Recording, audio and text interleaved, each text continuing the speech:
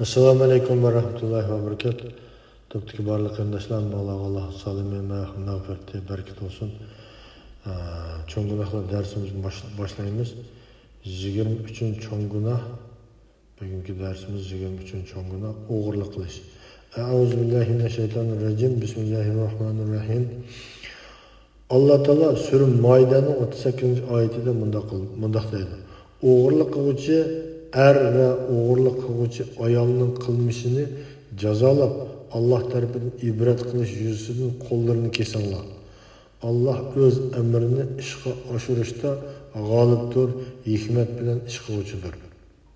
Maide suresi Allah Teala'nın kalamı Kur'an-ı Kerim'de oğurluk kılışının cezası mana aniq bayon qilinadi.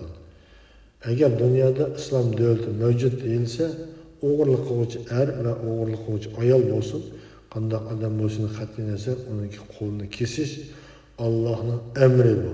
Allohning amri. Allohning amriga itoat qilmagandan keyin dunyoda bir musulmon davlat mavjud emas degan gap. İbn Şihab bu ayetinin tefsirinde mındak deydi. İnsanların melini oğurlayan kişini Allah Teala kolunu kesiş bilen cezaladı. Allah oğurun cezalaşta galıptır. Onun kolunu kesişini farz kılışta hikmet bilen iş kılıcıdır. Peygamber sallallahu aleyhi ve sellem mındak diyen. Zina kılıcı zina kılganda mümin halette zina kılmaydı. Oğurluk kılıcı oğurluk kılganda mümin halette oğurluk kılmaydı. Arak içkiçi, arak içkende mümin halette oğurluk arak içmeydi. Ama onunla tekçe tövbe kılış fırsatı verilgen. Birlikte hadis. Onunla bu günahlarga tövbe kılsa tövbesi kabul kılındı. Tövbesi kabul kılındı. İbn Ömer radıyallahu anhuma'nın mundaq deganligi rivoyat qilindi. Peygamber sallallahu aleyhi ve sellem kımmeti 3 tenge keladigan qalqon uchun o'g'rining qo'lini kesgan. Birlikte hadis.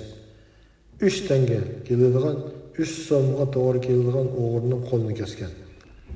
Ayşe radhiyallohu anhaning mundaq deganligi rivoyat qilinadi.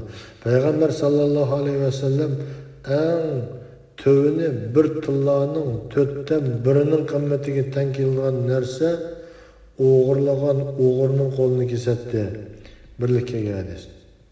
Eng tuvan bo'lganda bir tillani 4 ga bo'lib, ashning 4'ten birinin qimmatiga to'g'ri kelgan narsa o'g'irlagan bo'lsa, uning qo'lini kesish shariatning hukmi ekanligi bu yerda bayon qilinadi.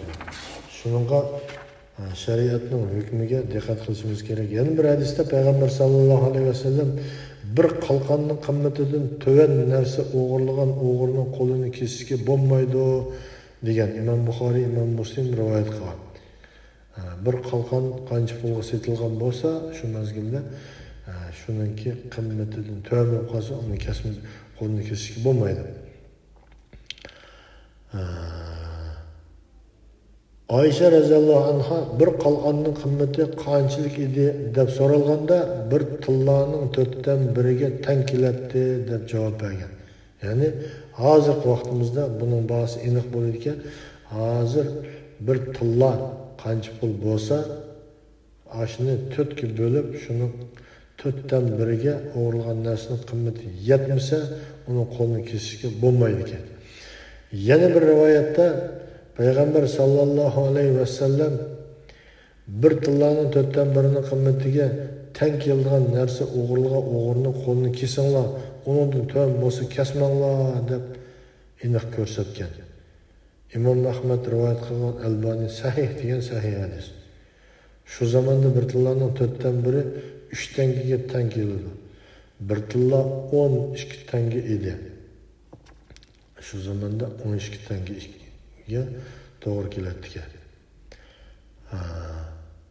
Abu Hurayra radhiyallohu anhu da rivoyat qilindiki, Peygamber sallallahu aleyhi ve sellem mundaq degan.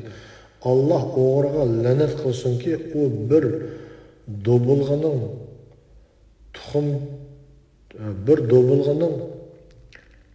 tuxumchiqini o'g'irlaydi. Shuning bilan qo'li kesildi. Bir og'amcha o'g'irlaydi. Shuning bilan qo'li kesildi. Birlikka hadis. Aşınca küçük narsalarni o'g'irlaydi, uning qo'li kesildi deydi. Amash mundaq deydi. Cho'qqisiga bekitilgan yumaloq narsani og'amcha degan so'z qimmati 3 tangaga teng keladigan og'amchini ko'rsatdi. İmam Buxoriy rivoyat qilgan hadis. Bu yerda o'g'irlagan narsaning qimmati bayon qilinyotdi. Qardoshlar, shunga diqqat qilish kerak. Oysha roziyallohu anha mundaq deydi.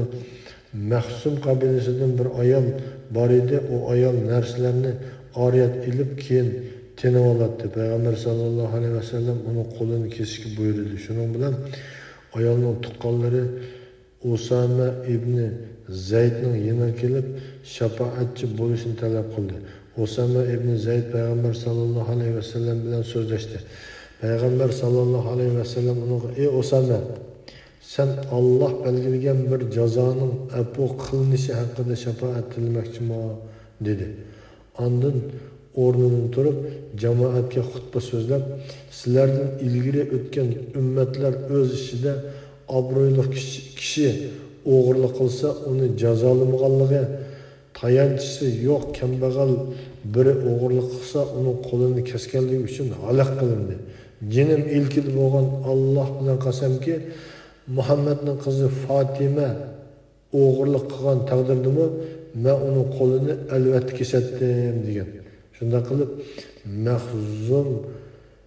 Mahsumi ayolning qo'li kesildi. Birlikka